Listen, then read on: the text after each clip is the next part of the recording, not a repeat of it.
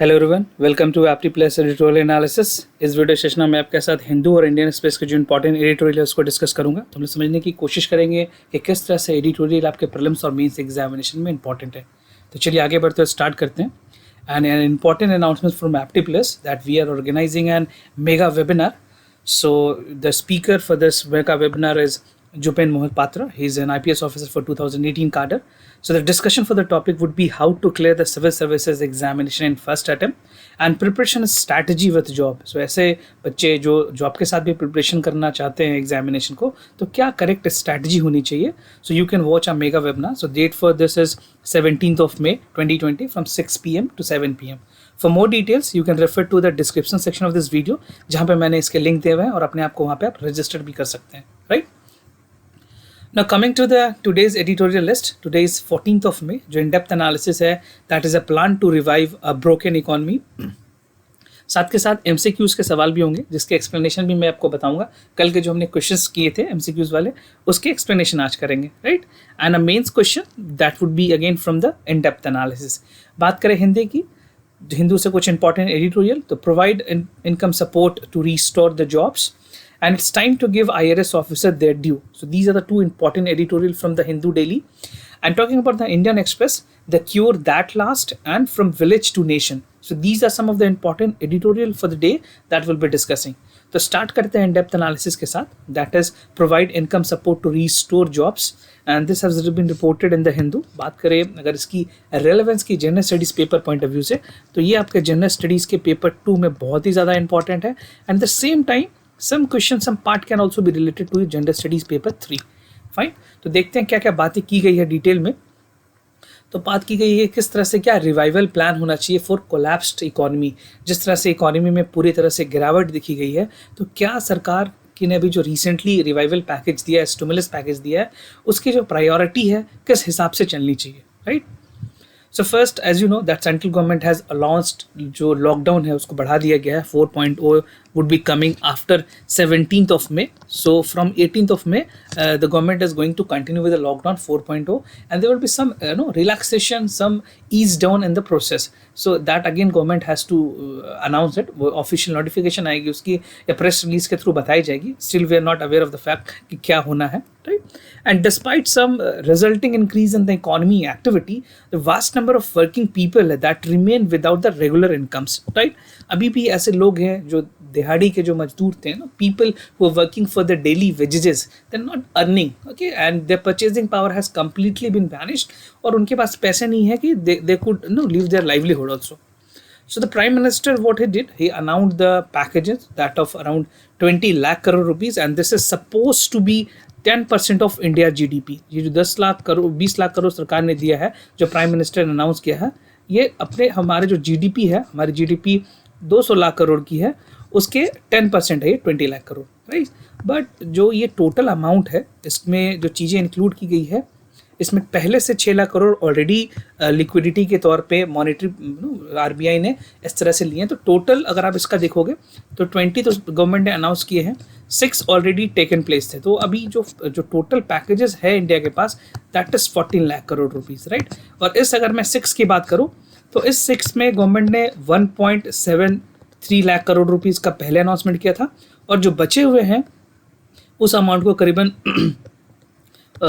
जो 4 पॉइंट के आसपास है, 4.7 के आसपास अगर आप देखोगे 4.23 के आसपास है, तो इस तरह का जो अमाउंट है वो RBI ने पहले लिक्विडिटी के फॉर्म में ईज डाउन किया था, right.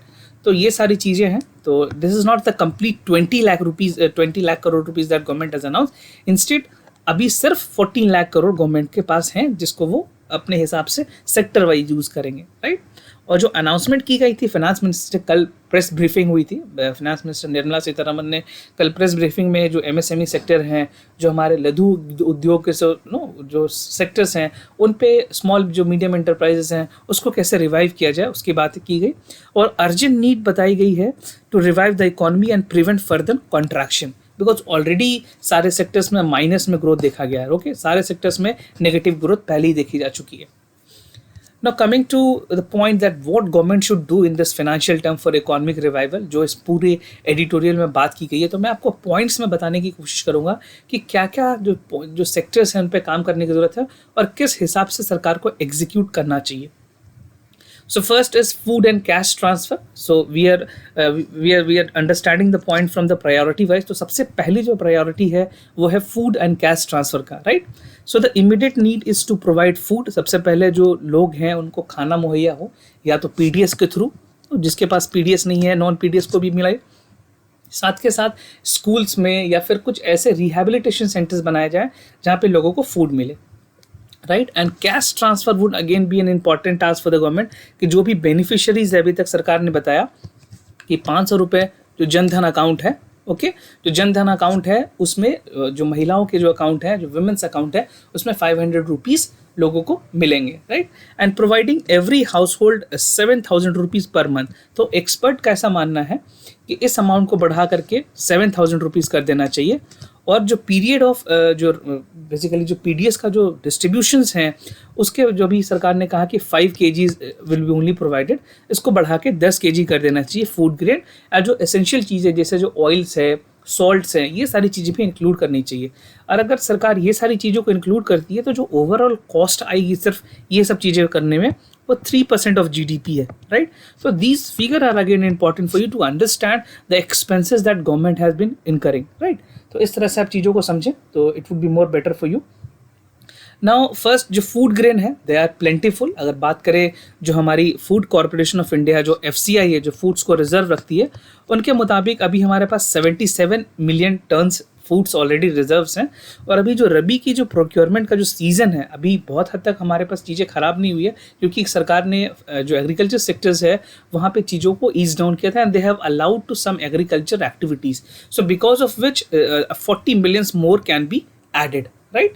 So this is what government has to. तो हमारे पास जो टोटल हो जाएगी 107 मिलियन मेट्रिक टन्स के आसपास रिजर्व्स है. So we don't have problem out the reserve, we have the problem to execute it. Administrative failure ज़्यादा है, राइट. ना बात करें second point, that is need to empower the states. जो states हैं they are the main people who are fighting against the COVID, क्योंकि सारे चीज़ों को स्टेट लेवल पे एग्जीक्यूट करना है. The union government can only frame the law, but the state government is the people who are really executing it. तो real problem इनको face करना पड़ रहा है. तो इनको चाहिए cash, okay. The availability of cash is very important. और जो फूड सप्लाई है, जो FCI के जो गोडाउंस है सारे स्टेट्स में, उनको अभी वहाँ पे बहुत सारे गोडाउंस पे प्रॉपर अवेबिलिटी ऑफ राइस नहीं है, वीट्स नहीं है, तो वो सारी चीज़ों को अवेलेबल कराने की ज़रूरत है.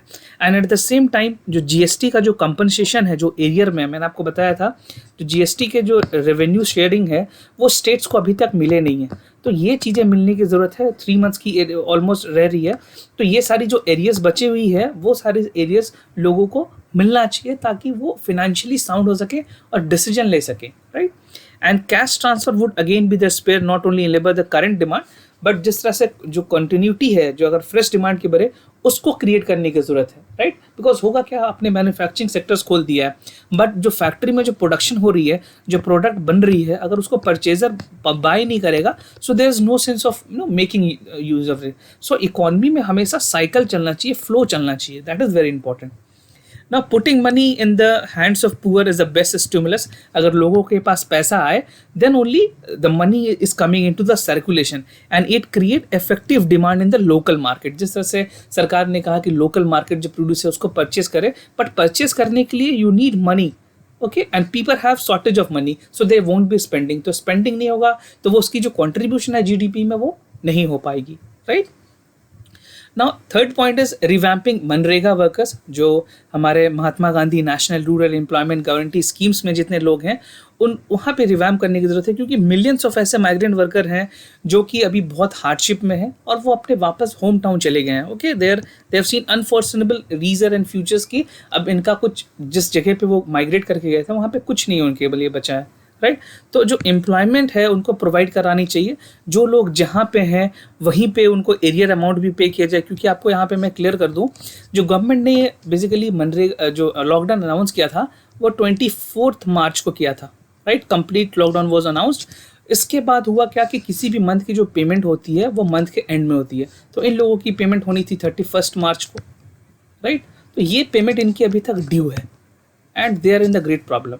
अगर ये पेमेंट मिलने के बाद होती तो they would have money to survive for another next month.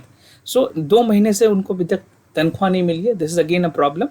और जो रिवैम्प्ड मनरेगा है that would again cover the ways bill, rural enterprises, panchayat along with those existing in the rural enterprises. तो यहाँ पे जो भी रूरल एंटरप्राइजेस में जिस तरह से काम हो सकते हैं, वो लोग जहाँ पे है उनको वहाँ पे काम दिया जाए, ये बहुत अहम है, right. So they don't need to travel and Manrega can be used as paying wages for land development, farm work and small and medium farmers।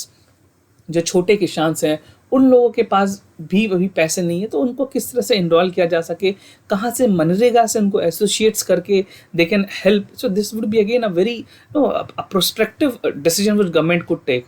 So this is what talks about the revamping MNREGA work. Now the fourth priority would be the urban focus. So government also need to have an absolute essential in terms of micro, small and medium enterprises। जो हमारी SMEs है उन पे ध्यान देने की ज़रूरत है, क्योंकि this MSME contributes 30% of the GDP। जो GDP का जो contribution है ये 30% करती है, right? And the best ways to overcome this problem would to introduce urban employment guarantee program, right? To serve the diverse group, जो भी अनएम्प्लॉयड लोग हैं, क्योंकि कोरोना कोविड-19 के बाद बहुत सारे ऐसे लोग हैं जिनको अपनी they have lost their life, they have lost their jobs as well. तो यहाँ पे जो एजुकेटेड पीपल हैं उनको कैसे एम्प्लॉयड किया जाए ताकि वो ज़्यादा से ज़्यादा MSME सेक्टर्स में कंट्रीब्यूट कर सके and ultimately this will contribute to the national GDP। Now the fifth and the last priority would be public and healthcare system।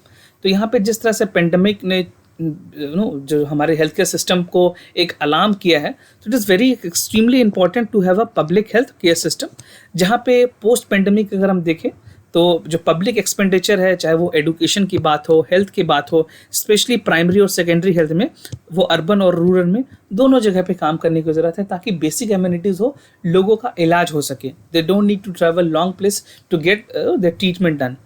Talking about the care economy का मतलब है health care. So that provide immense scope in the increasing employment. ये ऐसा sector है जहाँ पे बहुत ज़्यादा लोगों को एम्प्लॉयमेंट अपॉर्चुनिटीज़ भी मिल सकती है। And vacancies in the public employment specially in such activities must be the immediately filled. इन सारे जो हेल्थ केयर सेक्टर्स में जो भी वैकेंसियाँ पड़ी हुई हैं उनको सरकार जल्दी से जल्दी भरे, क्योंकि हमारा जो रेशियो है 1000:3 का रेशियो है डॉक्टर्स का, वो सारी चीज़ों को कम किया जा सके compare to other western countries. Now talking about the anganwadi और जो हमारी आशा वर्कर है, जिसको एग्रीगेटेड सोशल हेल्थ एक्टिविटीज़ भी कहते हैं worker, so they would provide essential services to the population including during the pandemic, are paid pittance and treated with the extreme unfairness। तो उन लोगों को भी इंक्लूड कर सकते हैं with handsome amount of compensation that can be given to them. जो भी वो इस टाइम पे काम करेंगे उनकी सिक्योरिटी को ध्यान में रखते हुए उनको कुछ उस काम के लिए, एक्स्ट्रा वर्क के लिए पेमेंट करने की ज़रूरत है, ताकि आशा वर्कर्स ऐसे हैं जो कि कम्प्लीटली एसोसिएटेड रहते हैं लोकल लोगों से, राइट। तो इन लोगों को भी इंक्लूड करना would be another task which government should look upon to provide a necessity help to all the people who are residing in the panchayat और नगर areas। Now बात करें कुछ वे फॉरवर्ड की, तो 5 इंपॉर्टेंट जो मैंने अभी आपके साथ डिस्कस किए हैं वो सारी चीज़ों को क्यों करना चाहिए इकोनॉमिक रिवाइवल के लिए, क्योंकि ये ज़रूरी है कि जो फंडामेंटल इकोनॉमिक राइट्स है, जो राइट टू फूड्स है वो प्रोवाइड हो सके, जो राइट टू एम्प्लॉयमेंट है वो लोगों को मिल सके, जो right to free public health care है जो मैंने 5वां पॉइंट आपको बताया वो मिल सके, and right to free public education is again very important, and right to living old age pension and disability benefits हैं, ये सारी चीज़ों लोगों को मिल सके। सो अगर वो सरकार ये 5 चीज़ों पर काम करे तो इन लोगों को खास करके कैटर किया जा सकता है। Now coming to the main question on this, so the first is highlight the key fonts and the area in which the government should work for the immediate revival of the economy। तो आपको बताना है इसके correct answer क्या हैं। अब video के description section पे जाएं और आपको व्हाट्सएप के नंबर मिल जाएंगे, वहाँ पर हम अपने आंसर सेंड कर सकते हैं, right. Now coming to the Hindu, यहाँ से कुछ इंपॉर्टेंट एडिटोरियल मैं आपके साथ डिस्कस करूँगा। So it's time to give IRS officers their due. अभी आपने रिसेंटली जो IRS ऑफिसर्स हैं उनके खिलाफ जो एक्शंस लिए सरकार ने उसके बारे में सुना होगा। तो this again important for your general studies paper 2, जहाँ functions responsibility of union and state concern है। सेंट्रल बोर्ड ऑफ जो डायरेक्ट टैक्सेस है, जो रेगुलेटरी बॉडी है पूरे IRS ऑफिसर्स की, उन्होंने एक डिसिप्लिनरी एक्शन लिया है कुछ IRS ऑफिसर्स के लिए। ये जो total number of IRS officers थे ये 50 थे, राइट। 50 लोग हैं टोटल 50 IRS ऑफिसर हैं जिनके खिलाफ एक्शन ली गई है सरकार की तरफ से। नाउ अगर बात करें, they have prepared a physical option and response to कोविड-19 एपिडेमिक। इन्होंने एक रिपोर्ट तैयार किया था जिसको फोर्स के नाम से भी जाना जाता है, कॉमनली नोन एज फोर्स, ठीक है। वो सबमिट किया सरकार को। उसमें कुछ की रिकमेंडेशन बताए गए थे। वो रिकमेंडेशन ये थे कि जो इनकम टैक्स है उसको 40% तक बढ़ा दिया जाना चाहिए for income up to 1 crore rupees, right. और जो वेल्थ टैक्स है, जो जिनके पास ज़्यादा टैक्स है, वो वेल्थ टैक्स लगाने की जरूरत है। वेल्थ टैक्स का डेफिनेशन देख लेना, ये इकोनॉमिक्स पॉइंट ऑफ व्यू से इंपॉर्टेंट हो सकते हैं प्रीलिम्स में, राइट। जिनके नेट वर्थ 5 करोड़ से ज़्यादा है उनको वेल्थ टैक्स लगाना चाहिए, जो deem to be the super rich. उसके अलावे they need to levy a cess of 4% as COVID relief cess, right, for a taxable income of to 10 lakh rupees and above. So ये सजेशंस आई थी, कुछ इसमें suggestions public कर दी गई, उसके वजह से इन लोगों को पेनलाइज किया गया है। गवर्नमेंट ने कहा है कि they will be taking disciplinary action against this people, right. So let's see what they gonna do. और यहाँ पे कुछ बातें की गई है जो जनरलाइज्ड वर्सेस स्पेशलाइज्ड है। जैसे बेसिकली जो IRS ऑफिसर्स की बात करें और जो IAS ऑफिसर हैं, जितने भी मिनिस्ट्री ऑफ फाइनेंस के जो लोग हैं, डिपार्टमेंट ऑफ सर्विसेज हैं या फिर फिनेंशियल सर्विसेज है, ये सारी चीज़ें में IAS ऑफिसर्स के जो लोग हैं वो ही हेड करते हैं डिपार्टमेंट को, राइट। तो यहाँ पे बताया गया कि जो स्पेशलिस्ट लोग हैं उनको ही रखा जाए और जर्नलिस्ट लोगों को इसमें ना लाया जाए, राइट। तो IAS is considered to be the journalist, they are not specialist in term of economy knowledge as they possess, right.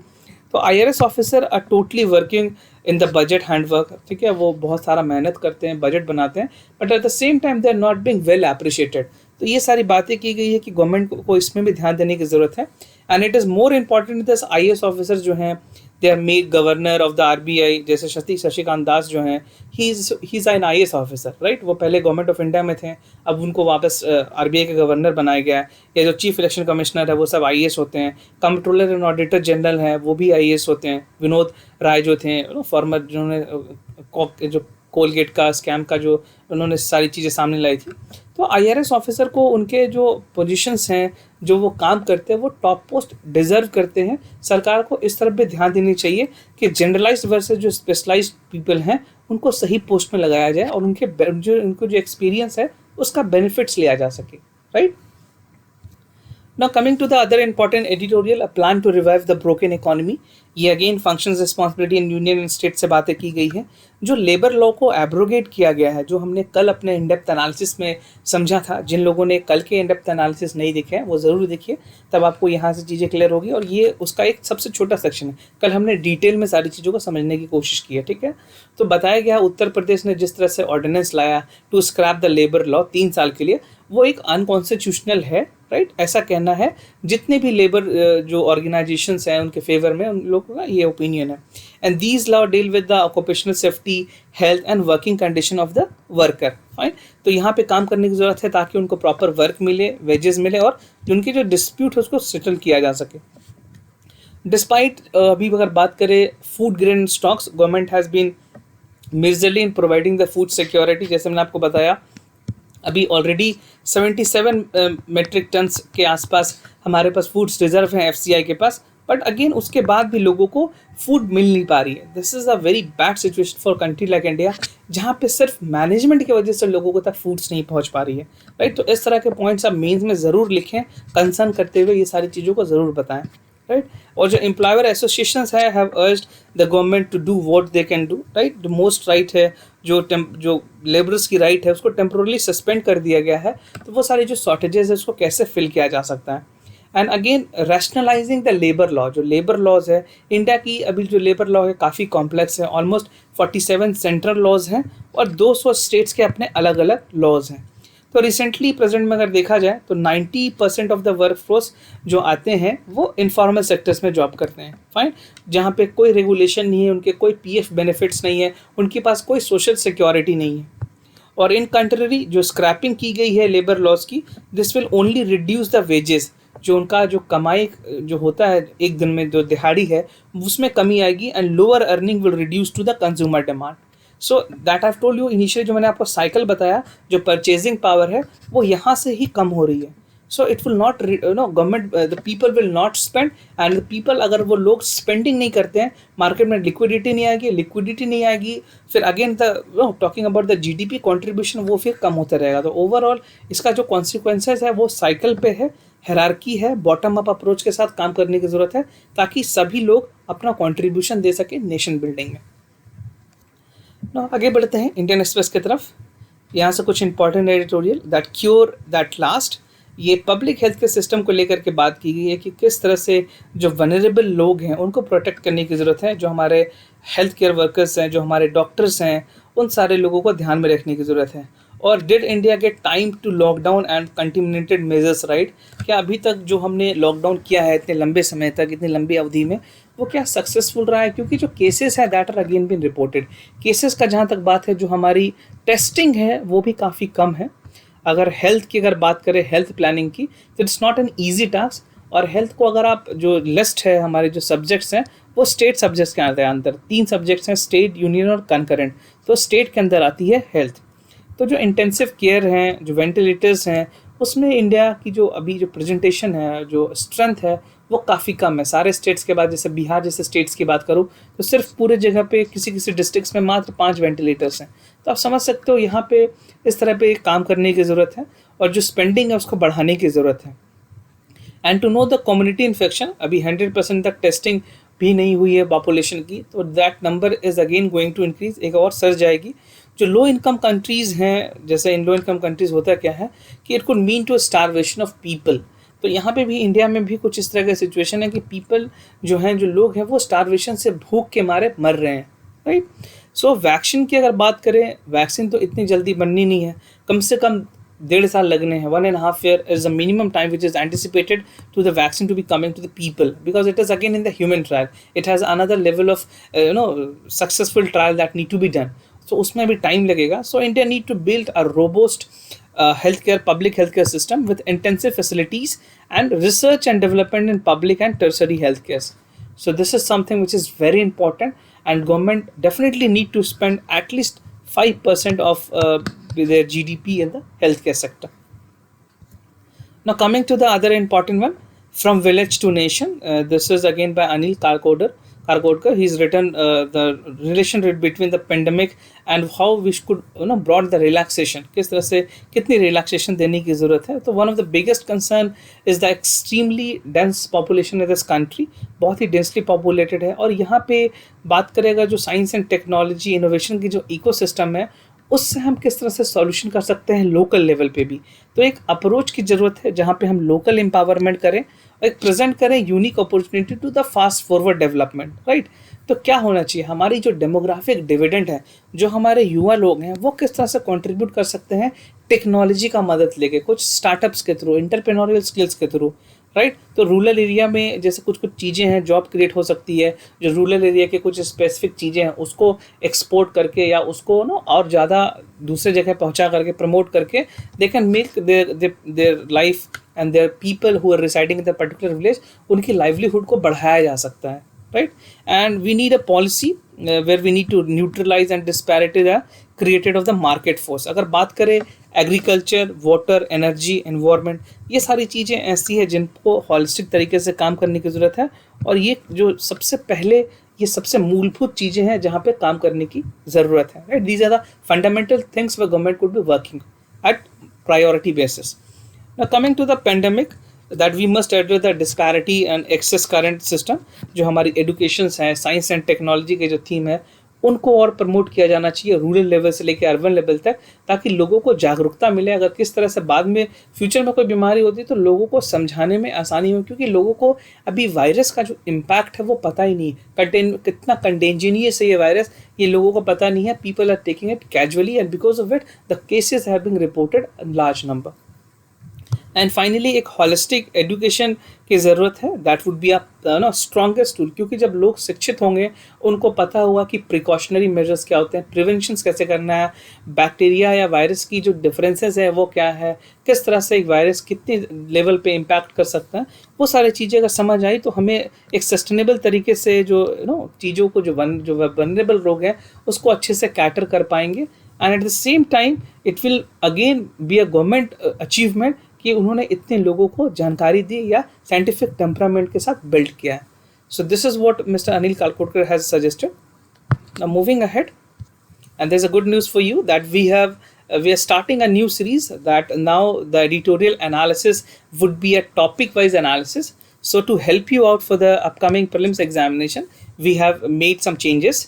So from now, in spite of that editorial analysis, would be discussing the topic-wise analysis, the relevant topic which is important for the examination, that will be discussing, right? So this would come effect from 15th of May, that is tomorrow, from Friday, fine.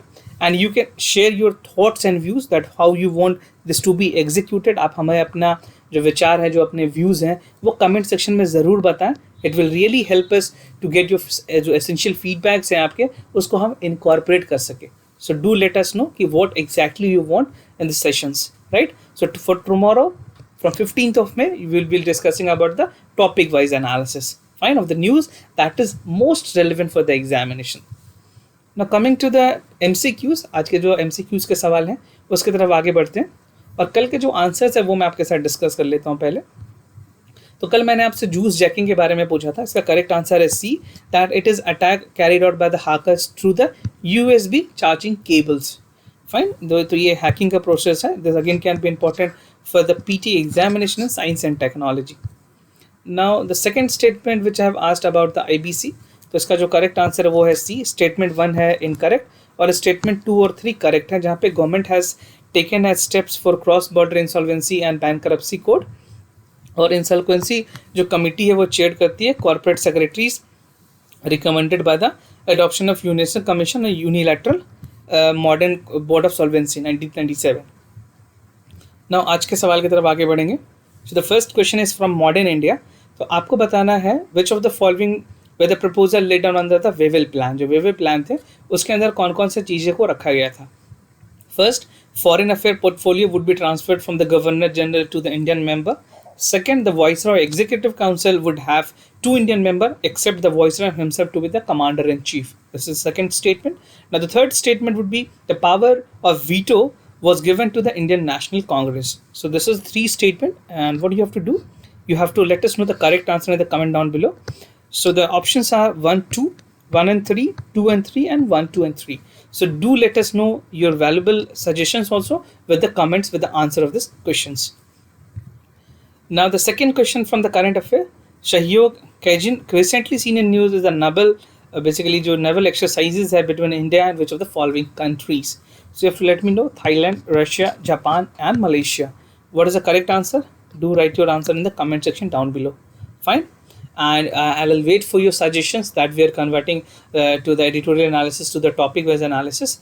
Do suggest some of your views and thoughts, and do not forget to like this video. Subscribe our Apti Plus Academy for Civil Services, where you will be getting all the important updates regarding examination and useful content that will be helping you to clear the civil service examination.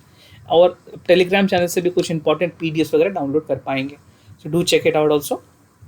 And I sincerely thank you for listening to this video. अगर कोई भी concern हो तो हमें ज़रूर बताएं. We'll be more than happy to assist you. For time being, I'm signing off. Wish you all the best. Stay home, stay safe. Thank you.